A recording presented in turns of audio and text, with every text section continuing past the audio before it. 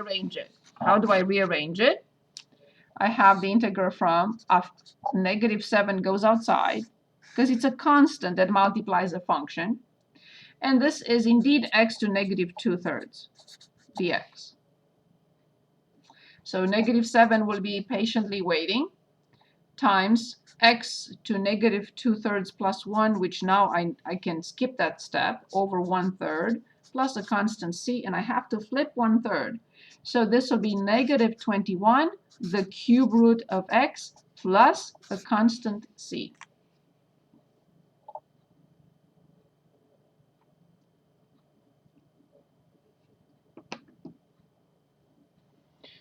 Good pick. Let's take a look. Anyone else would like to pick, or we can go to the next page? Can we do 31? Yes, let's go back, sorry. I was just going to pick that one too. Excellent. See, that's why I want to please my students. If they pick and they get involved, I'm happy. Okay, so you said 31. Let's look at 31. So this is the integral from 5e to 3x dx. When we get to the last section of this chapter, I will show you what something called substitution rule. Not now. Not now. So let's analyze this situation for a moment. We know that the integral from e to the x dx is e to the x, plus a constant c, of course, because it's an indefinite integral. Let's see what happens if I have the integral from e to 3x, because that's what I have. This constant goes in front, waiting patiently. E to 3x dx. So obviously, I have to write e to the 3x, but I have to divide it by 3, this constant, plus a constant c. Let's check.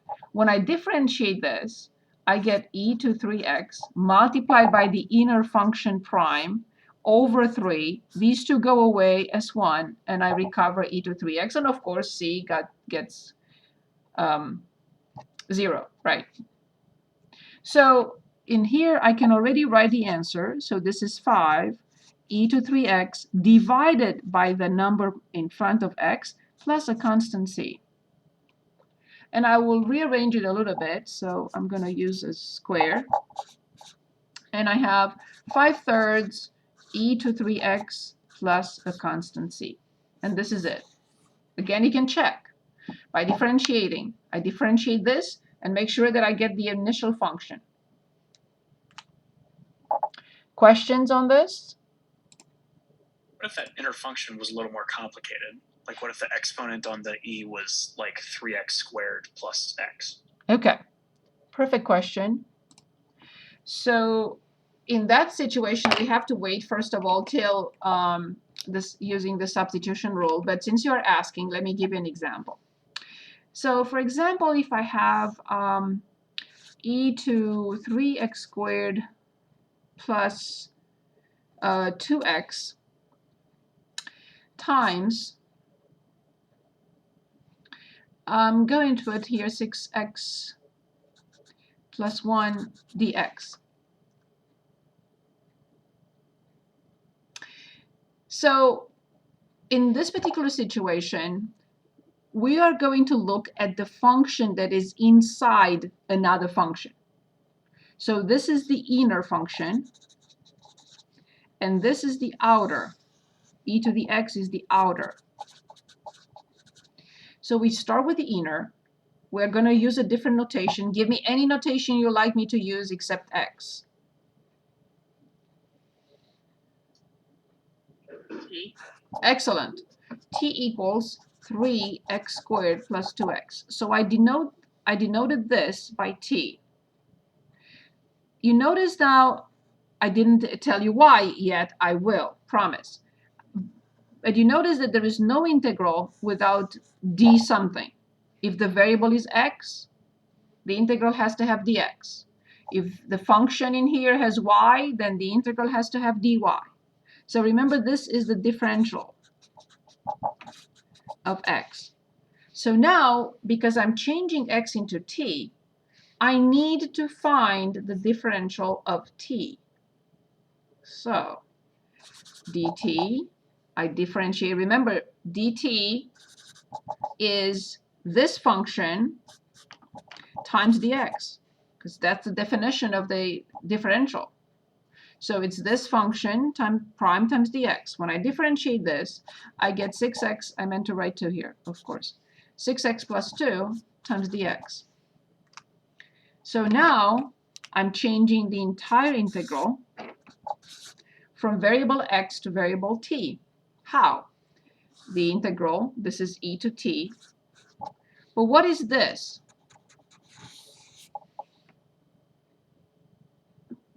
dt. Exactly.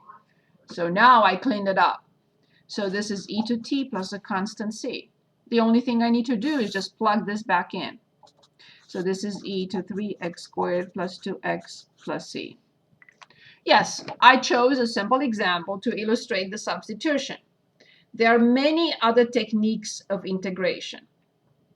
Partial fraction decomposition, which we used to do in this class, but we don't anymore. Integration by parts, integration using trig substitutions. There are many other techniques of integration. So I just gave an example because Nick was asking, okay, now this is pretty easy, but what if you have here a function more complicated? So I gave an example, but notice that the dt was in the problem. This was my dt.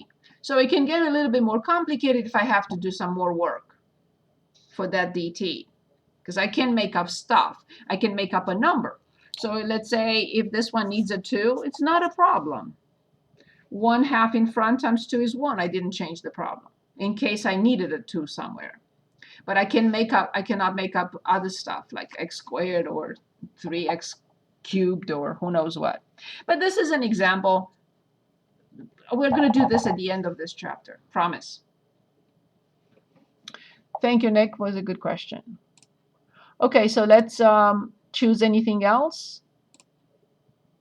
If not, I would like to talk about when conditions are given. So see if... Do we do 41? 41 it is. I just wanted to see if anything else catches your eye.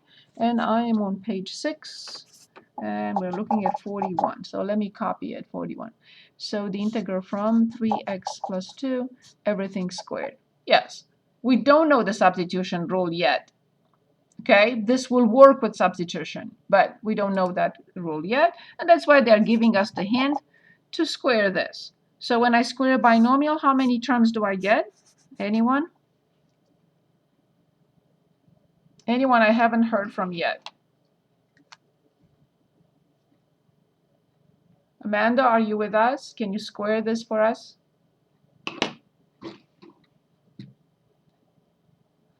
Wouldn't there be 2 solutions? So when we square a binomial, how many terms we get?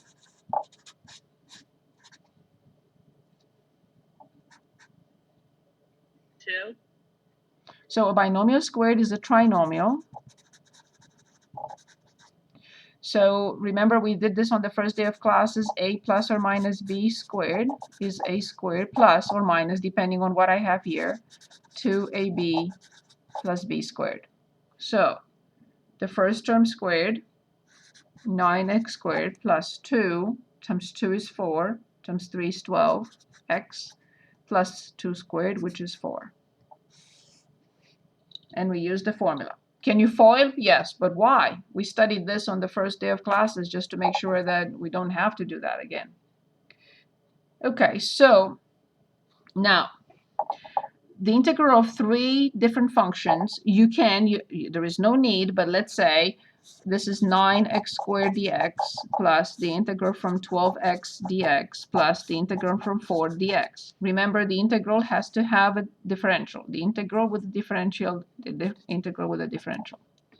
So again, 9 goes in front. Can anyone give us the x squared, the integral from x squared?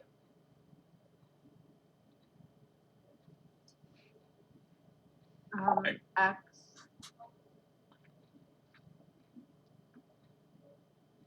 Remember, Cubed over 3. yes, remember we are reversing. We're not differentiating, right? We are increasing the power and dividing by that number. And then plus 12. And now what is the derivative? What function has the derivative x? That's what I meant to ask. Anyone else?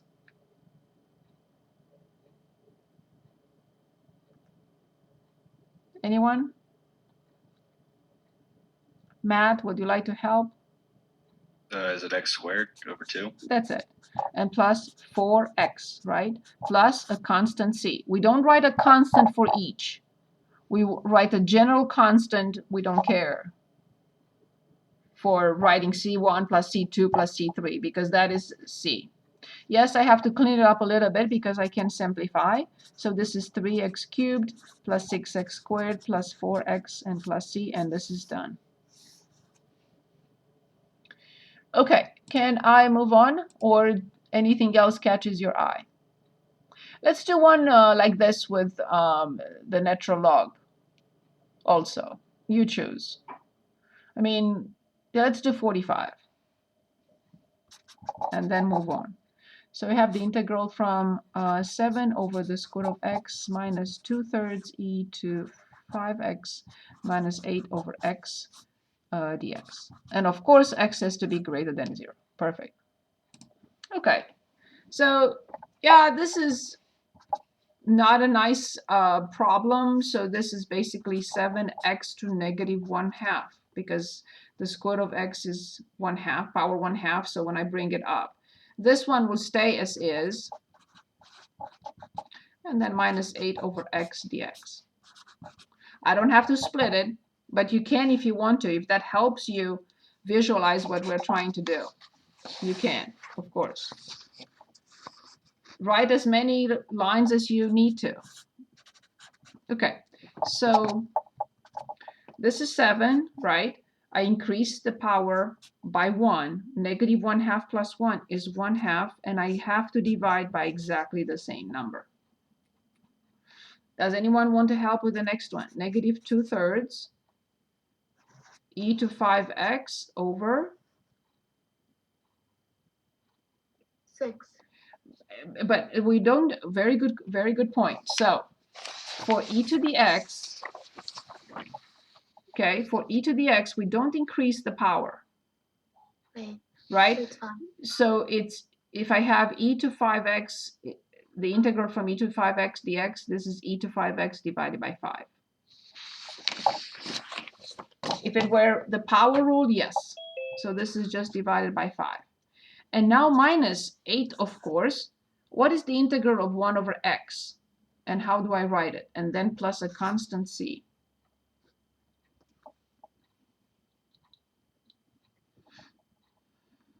Natural log Excellent. of the absolute value of x. Brilliant. Thank you.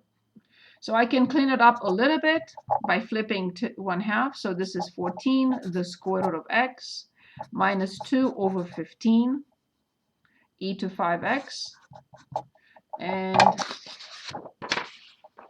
minus 8 natural log of the absolute value of x plus a constant c. And this is it.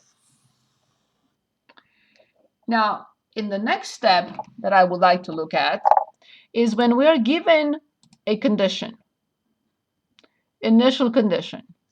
So let's illustrate what happens with any of these problems. And then we're going to look at some word problems and then move on. So I can explain what I promised to explain at the beginning of the class. 52. Which one? 52. 52 it is. Perfect. Awesome.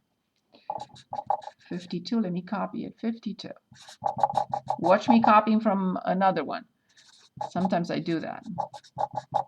Okay, did I copy 52? Yes, I think I did. Okay, and we're given f of 0 equals 6. Okay, so we're given f prime. We're asked to find the function with this derivative and also fulfilling this condition. So this is the question. Not a problem, you know I have to integrate. So then f of x will be 8 x to the third over 3 plus 4 x squared over 2 minus 2x plus a constant c. If you have any doubts that this is the function whose derivative is this, let's try. Bring down 3, simplify 3, and get 8x squared. Bring down 2, simplify 2, and get 4x. Differentiate negative 2x and get negative 2. Differentiate c and get 0. Nothing. I will try to rearrange it a little bit. So this is 8/3 x to the third plus 2x squared minus 2x plus a constant c. Now, this is a family of functions. This is a family of functions.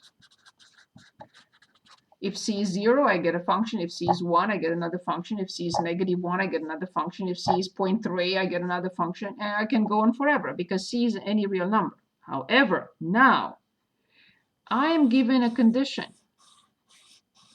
And that will basically give us only one function, a unique function that has this derivative and passes through this point. What point? 0, 6. So this is basically enabling us to determine a particular c, which will give us just one function, not any, and not a family of functions anymore. So what do I need to do then to find c? Plug in 0 for x. Good. 0, 0, 0. So how much is c? 6. That's it. So the unique function is 8/3 x cubed plus 2x squared minus 2x plus 6. Because this one passes through the point 0, 6 and also has that derivative. So we were given an initial condition to determine the unique function, just one, that fulfills the given conditions.